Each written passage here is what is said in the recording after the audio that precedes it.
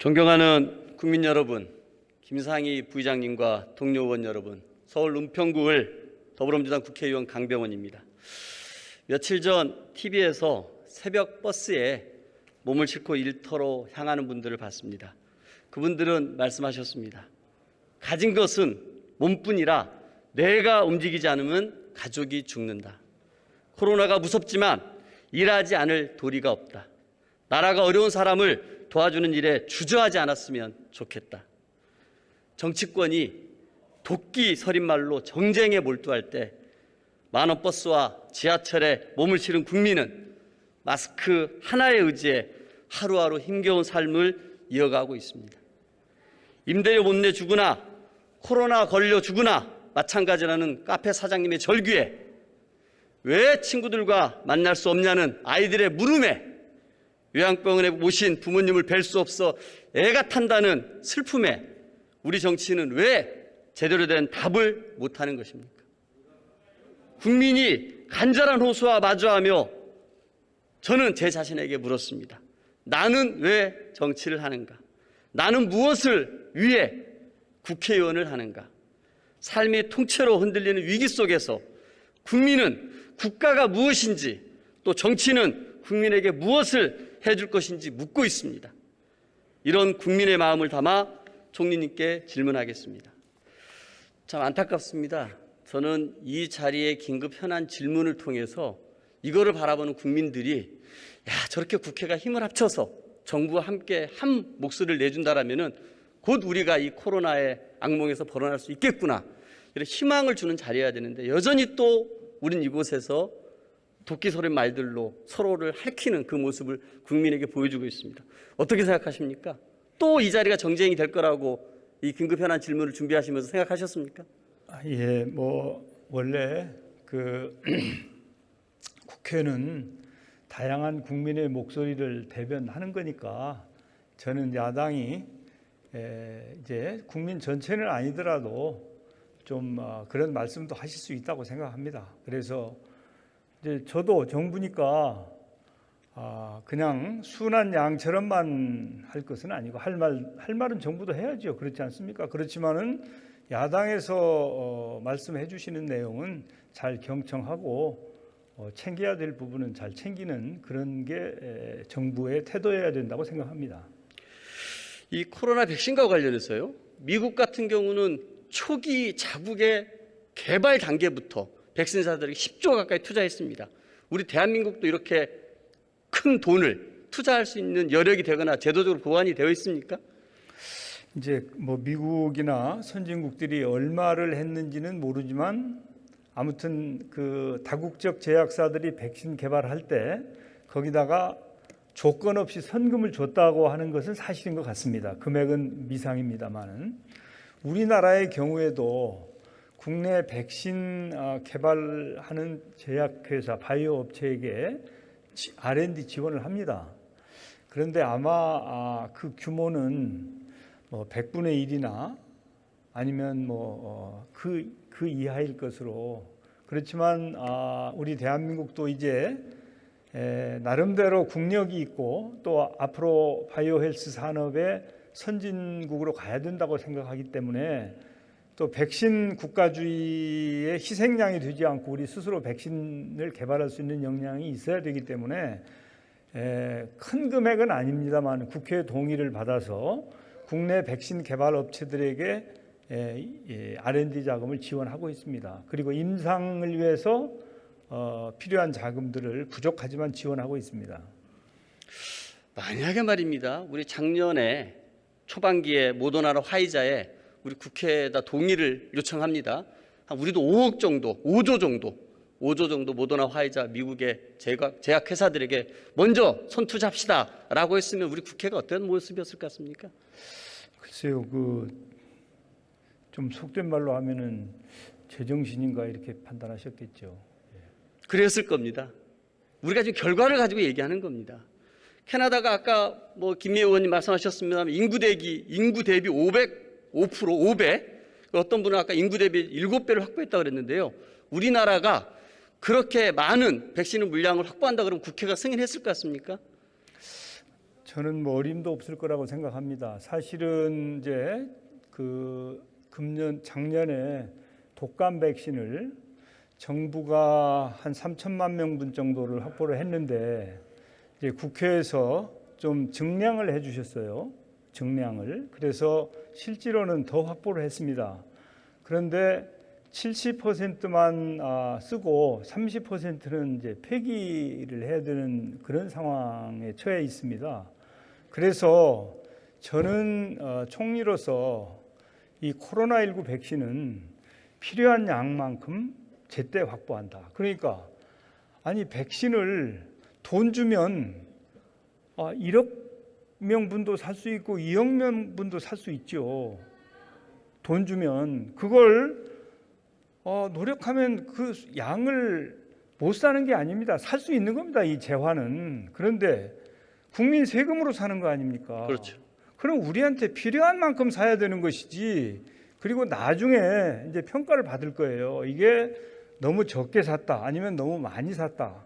그러면 정부로서는 어떤 것이 최적의 양인가를 정말 심사숙고해서 단 한 푼도 허투루 날아가는 일이 없도록 해야 될 거 아닙니까? 이제 나중에 평가를 받아봐야 되겠습니다만은 정부로 봐서는 지금까지 정말 그 최선을 다해서 좋은 판단을 하기 위해서 성심성의껏 노력했습니다. 이렇게 보고를 드립니다. 2010년 9월 달에 말입니다. 그 국회 보건복지위에서 그 예산결산 회의가 열렸습니다. 당시 한나라당의 윤석열 의원께서 그렇게 얘기를 합니다. 신종플루 잔여 백신을 폐기해야 된다. 그래서 국민 예산 846억이 낭비됐다고 질타를 합니다. 어떻게 생각하십니까? 예, 그때도 이제 많은 고심 끝에 확보를 했을 거 아니겠습니까? 신종플루가 굉장히 힘들었으니까요. 그런데 이제 지내놓고 보면 그런 평가를 하실 수 있죠. 그렇기 때문에 그런 상황이 일어나지 않도록 최대한 노력하는 것이 정부의 마땅한 태도다. 저는 이렇게 생각하기 때문에 사실은 4,400만 명분 정도가 적당하다고 보았는데 국민들께서 걱정을 하시니까 국민들의 뜻을 받드는 게 좋겠다. 그래서 증량을 한 겁니다, 지금. 저는 이게 국회의 역할을 한번 생각을 해봅니다. 만약에 작년에 우리 국회가 재정 10조 원을 밀어줄 테니까 개발 단계에 있는 다국적 제약사들 거를 다 입도 선매하십시오 라고 국회가 해줬는데 정부가 거부했다 그러면은 저는 정부를 탓할 수 있다고 생각합니다. 정부가 과감하게 나서서 성구매를 할 수 없는 제약들이 있는 거고 지금까지 우리 국회는 그런 정부가 잘못했으면은 예산 낭비했다고 질타해왔던 게 국회의 모습 아니었습니까? 어떻습니까? 예, 이제 사실은 정부는 국회로부터 어떤 평가를 받을 건가도 신경을 쓰지만 그 이전에 어떤 것이 대한민국을 위해서 최선인가부터 생각을 하죠. 그런데 금방 말씀하신 것처럼 우리나라의 입장에서는 그렇게 다국적 제약회사에 큰 돈을 주면서까지 백신 개발에 함께 하기는 어렵다. 그래서 설령 국회에서 그런 권유를 하셨더라도 저는 그 길을 택하지 않았을 겁니다.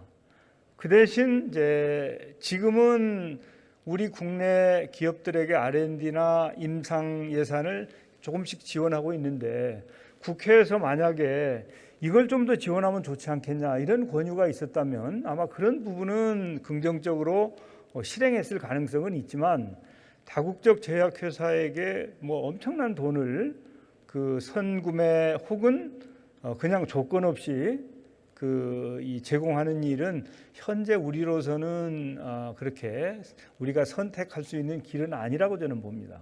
예, 저는 당시에 국회 역할이 있었고 정부의 역할이 있었다고 생각합니다. 우리가 이런 자리에서 긴급 현안 질문을 하는 이유는 지혜를 모으기 위한 겁니다. 그렇습니다. 우리 국민들이 이 질문과 답변을 보면서 야 진짜 정치권, 정부가 하나 돼가지고 이 코로나의 악몽에서 우리를 구출하기 위한 정말 좋은 얘기들 하고 있다라는 느낌을 받아야 되는 거 아니겠습니까? 정치가 국민을 위로해야 될 거 아닙니까? 그런데 국회는 아무 역할을 못했습니다. 오히려 정부가 예산 낭비한다고 두드릴 생각만 하고 있다가 정부가 나름대로 최선을 다해서 5,600만 물 확보를 했는데 다른 나라는 7배를 확보했고 5배를 확보했는데 그걸 뭐 하냐고 합니다. 그러기 위해서는 우리 재정을 10조씩 투자해야 됩니다. 그런데 이 백신이라고 하는 건 실패 확률도 상당히 높은 거 아니겠습니까? 예, 실패할 확률도 많죠. 과거에도 그랬고요. 그리고 사실은 지금 이제 모든 백신들이 다 이제 성공했다라고 이렇게 판정을 받은 것은 아닙니다. 앞으로도 사실은 이런저런 이 과정이 수반될 수도 있고 하기 때문에 그런 부분에 대해서는 예의주시를 해야 되고, 하여튼 백신은 효과와 안전성 이 두 개가 같이 확보될 때 의미가 있는 것이지, 그렇지 않으면 백신의 의미가 없습니다. 예. 우리나라 같은 경우는 전 세계가 칭찬하는 K-방역으로 작년 한 해를 잘 국민들을 챙겨왔습니다. 그리고 이제 치료제 개발, 치료제가 곧 승인이 되겠죠? 그럴 걸로 봅니다. 예, 그다음에 백신도 2월 다음 달부터 이제 접종이 시작이 됩니다. 그럼에도 불구하고 우리 국가가 더 국민들의 삶을 챙기기 위해서 해야 될 게 하나가 있는데요. 아까 총리님께서도 말씀하셨던 것처럼 이제 우리도 바이오 산업의 역량을 키워서 우리도 언제든지 이런 백신을 만들어낼 수 있는 능력이 있습니다. 지금까지 우리가 이런 부분에 투자가 부족했었는데 국가가 이런 부분의 역할을 더 강화해야 한다고 생각하는데 어떻게 생각하십니까? 예, 이제 국가는 그 바이오 헬스를 미래 성장 산업으로 이렇게 선정을 해서 적극적으로 지원할 계획이고요. 사실은 진단 키트라고 아시지 않습니까? 우리 기업들이 진단 키트를 적시에 개발해서 양산 체제를 가지고 있었기 때문에 K 방역이 가능했던 겁니다. 그리고 그때 우리나라로부터 진단 키트를 받기 위해서 외국의 정상들이 우리 대통령께 전화를 여러 번 하셨거든요. 그리고 우리가 미국에다가도 진단 키트를 팔지 않았습니까? 그래서 그 K 방역이 사실은 우리 바이오 기업들의 그런 실력, 또 미리 준비한 역량, 이런 것들도 크게 작용을 한 것입니다. 그래서 앞으로 있을 수 있는 감염병이나 여러 가지 재난에 대해서는 정부의 능력에 더해서 민간의 능력도 함께 수반될 때 그런 역량을 갖출 수 있다고 저는 생각하기 때문에 앞으로 백신을 비롯한 전반적인 바이오 헬스 분야에 대해서 국가가 적극적으로 투자도 하고 지원도 하는 노력을 펼치겠습니다. 예. 이 다른 나라들 말입니다. 그 다국적 제약사, 백신 제조사들과 계약서 맺은 거를 다 계약서를 다 공개하고 있죠. 저는 사실은 그런 경우는 하나도 없는 걸로 알고 있습니다. 아니, 우리나라만 꽁꽁 감싸매고 공개 안 하는 거 아닙니까? 미국, 영국들은 다 공개하고 있는데. 예, 그런데 불행히도 그게 사실이 아닌 것 같고요. 제가 그 질병청에 이 내용을 좀 소상히 알려라, 그렇게 사실은 지시를 했었습니다. 국민들께. 왜냐하면 우리가 투명성이 K 방역의 핵심 아니냐, 투명성, 민주성, 개방성이 이 세 가지 아닙니까? 그래서 지금까지 국민들로부터 K 방역이 신뢰를 받을 수 있었던 것은 투명하게 정보를 공개하고 국민들께 보고를 했기 때문에 그래서 신뢰를 받을 수 있었는데, 백신과 관련해서도 계약 내용까지도 중요한 부분에 대해서는 국민께 보고를 해라, 그렇게 제가 명령을 했습니다. 그런데 질병청에서 들어오는 말이 그것은 불가능합니다. 계약서에 그 조항을, 비밀 유지 조항을 넣지 않고는 계약이 안 됩니다. 그래서 그런 계약을 했기 때문에 그 계약을 지키지 않으면 어떤 불이익이 있을지 알 수 없기 때문에 그건 안 됩니다. 그래서 저도 그렇다면 도리 없는 거 아닌가. 그래서 그럼 다른 나라들도 그렇습니까? 그랬더니 그렇다는 겁니다. 이제 이런 겁니다. 우리 질병청이 백신 계약을 하기 위해서 사실은 그렇지 않습니까? 다른 나라는 어떻게 하는가 궁금할 수도 있는 거 아닙니까? 그러면 우리 질병청이 교류하고 있는 다른 나라의 유사한 기관들이 있습니다. 그런 기관들에게 혹시나 좀 어떻게 돌아가는가 얻어 들으려고 연락을 해도 백신과 관련해서는 심지어는 수량이나 가격이나 조건이나 여러 가지 일체 함구하고 얘기를 안 한다는 겁니다. 그게 현상이기 때문에 저도 답답합니다. 저는 국민들께 다 보고 드리고 싶어요. 그런데 그렇게 해가지고는 뜻하지 않은 문제가 유발될 수 있기 때문에 그래서 국민들께 보고를 못 드리는 것이고 국회에도 당연히 저희들이 보고할 수가 없는 상황입니다. 그런데도 계약서를 공개하라고 요구를 합니다. 이런 얘기, 계약할 이 비밀 유지가 맺어 있고 계약이 또 파기될 수도 있기 때문에 공개할 수 없다는 얘기를 도대체 몇 번 하셨습니까? 이제 앞으로는 요구 안 하시겠죠. 과연 저는 이 계약서를 공개하라는 얘기가 왜 집요하게 계속해서 할 수 없다는데도 나온다고 생각합니까? 왜? 글쎄 이제 혹시라도 뭐 정부가 다 공개하지 않는 게 있나 하고 이제 의구심 때문에 그러실 터이고 아니면 또 좀 훈수를 하시고 싶어서 그러실 가능성도 있지요. 그래서 저 개인 생각 같으면 다 드리고 그걸 보시고 좀 훈수도 듣고 그랬으면 좋겠는데 그게 불가능합니다. 우리 정치권이 한번 생각해 봅시다. 이 비밀유지 계약을 맺고 백신을 어렵게 구해왔습니다. 백신을 개발하는 순간 이 제약사는 슈퍼갑이 됩니다. 국가도 흔들 수 있는 슈퍼갑이 되기 때문에 그 비밀유지 계약을 맺고 계약을 맺었습니다. 이 비밀유지 계약을 어기는 순간 백신 계약을 공급을 중단할 수도 있는 겁니다. 그럼에도 불구하고 백신 계약서를 공개하라고 하는 것은 혹시 정부가 국민을 속인다라고 그런 이미지를 만들 수 있는 겁니다. 정부의 발표를 불신하게 만드는 거거든요. 저는 이 방역의 순간에 우리 국민들이 정부의 발표를 믿고 신뢰하고 따라주는 거 너무너무 중요합니다. 그런데 백신을 공개하지 않는 정부, 뭔가를 국민을 속이는 정부라는 이미지를 씌운다 그러면은 정부의 방역 지침이 제대로 국민에게 먹히겠습니까? 어떻게 생각하십니까? 예, 그 신뢰를 사회적 자본이라고 하지 않습니까? 그리고 우리가 이제 이런 감염병 같은 상황을 대처함에 있어서는 정부 정책에 대한 국민의 신뢰가 아주 가장 중요한 겁니다. 신뢰가 없으면 정부에서 취하고 있는 정책을 누가 따르겠습니까? 그래가지고는 안 되는 것이죠. 그런 차원에서 보면 하여튼 정치권에서는 다른 문제는 몰라도 최소한 이번 코로나19 방역과 관련해서는 좀 같은 배를 타고 있다. 우리 모두가 국민을 섬기는 일은 같은 목적이다라는 생각을 가지고 함께 좀 협력을 해주시기를 당부드리고 싶습니다. 이 코로나에 대처하는 것은 바로 국민의 생명과 안전을 책임지는 일입니다. 여기에 관해서 국민을 불안하게 할 일이 아닙니다. 오히려 국민을 안심시키고 국민이 이 역경을 이겨낼 수 있도록 힘을 주는 게 우리 정부와 정치의 역할이 아닌가 싶습니다. 총리님 감사합니다. 예, 감사합니다. 예, 질병관리청장 나와주십시오.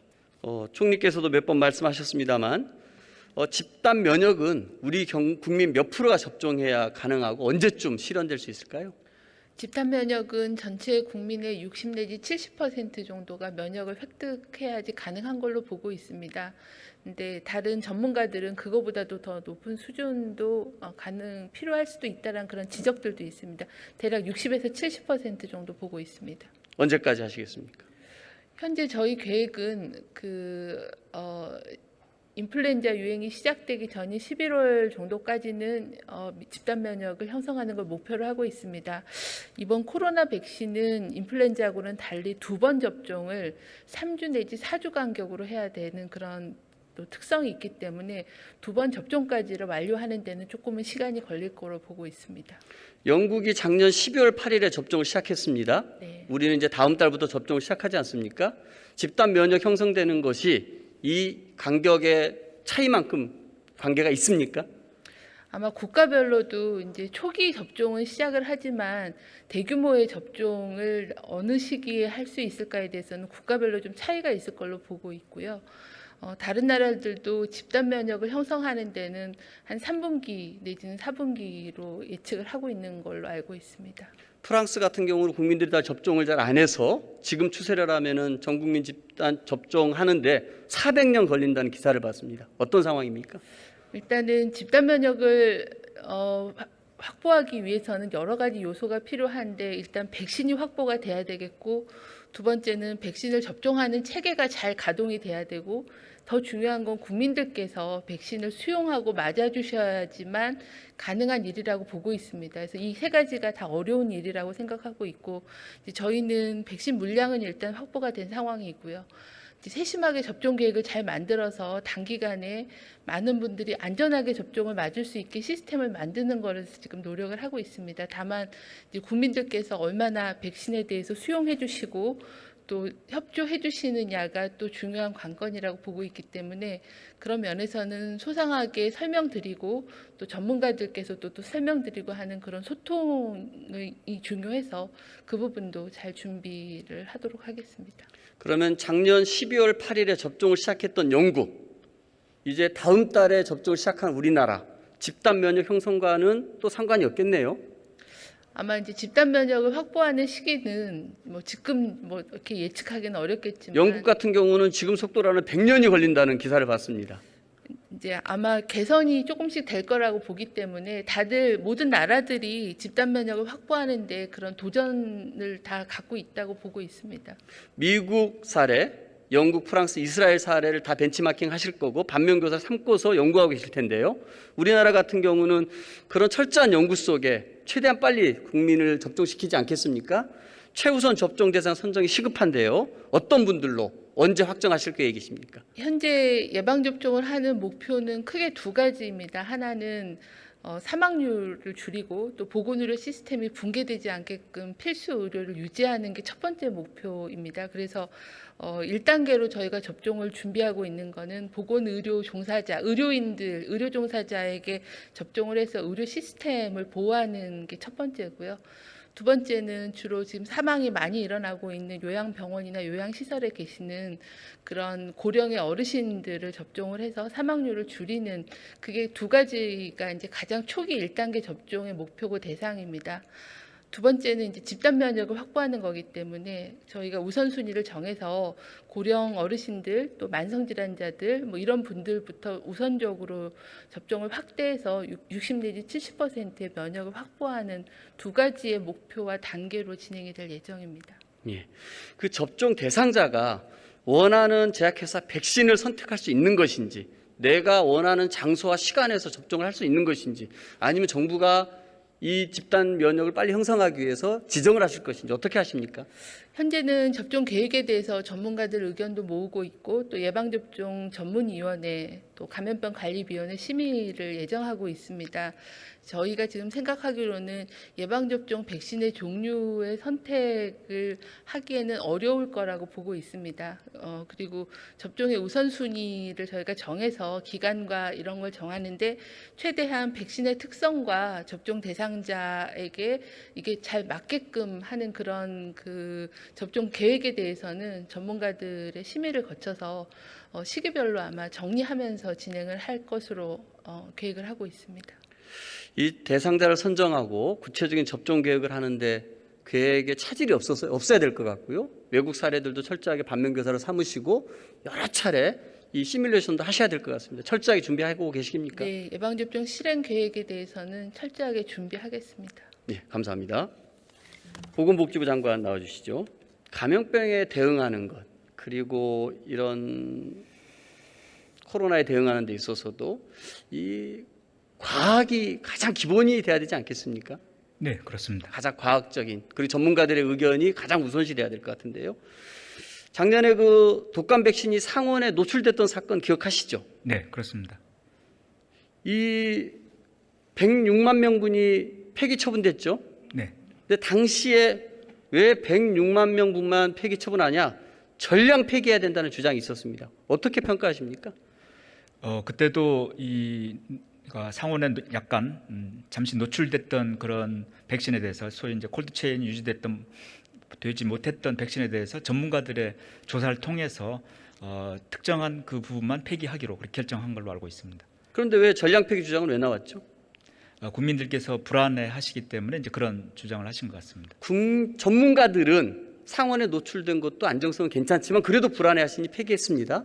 전량 폐기하자는 얘기는 오히려 국민의 불안을 키운 거 아닙니까? 네, 방금 질병청장도 말씀을 주셨지만 국민들의 백신에 대한 수용성은 굉장히 중요합니다. 그래서 여기에는 과학에 근거한 그건 결정이 되어야 국민들께서도 신뢰를 한다고 생각합니다. 그런 전량 폐기라는 주장을 전문가들이 한 적이 있습니까? 없습니다. 과학적인 주장은 아니었네요. 네, 그렇게 알고 있습니다. 다시 한번 되돌아 봅시다. 상원에 노출된 정말 안타까운 사고가 있었고 정부는 질타받아 왔죠. 그런 과정에서 이걸 전량 폐기를 주장을 합니다. 과연 이것이 국민의 민생을 돌보는 주장이었을까 싶습니다. 다시 한번 우리 국회가 어떤 역할을 해야 될지, 정치가 어떤 역할을 해야 될지 함께 다시 한번 생각해보는 시간이었으면 좋겠습니다. 벌써 시간이 다 됐네요. 네, 감사합니다. 다시 한번 묻고 싶습니다. 국가란 무엇인가? 그리고 국회의원인 우리는 어떤 정치로 국민을 위로해야 하는가? 공동체를 위해 방역에 협조했지만 이젠 벼락끝이라는 카페 사장님의 절규 앞에 든든한 버팀목으로 답하는 정치. 친구들과 만날 수 없냐는 아이들의 물음 앞에 올해는 친구들과 놀 수 있다고 답할 수 있는 정치. 요양병원에 계신 부모님이 걱정된다는 슬픔 앞에 안전한 의료와 돌봄으로 답하는 정치. 이것이 우리의 일이자 국가가 존재하는 이유입니다. 경청해 주셔서 감사합니다.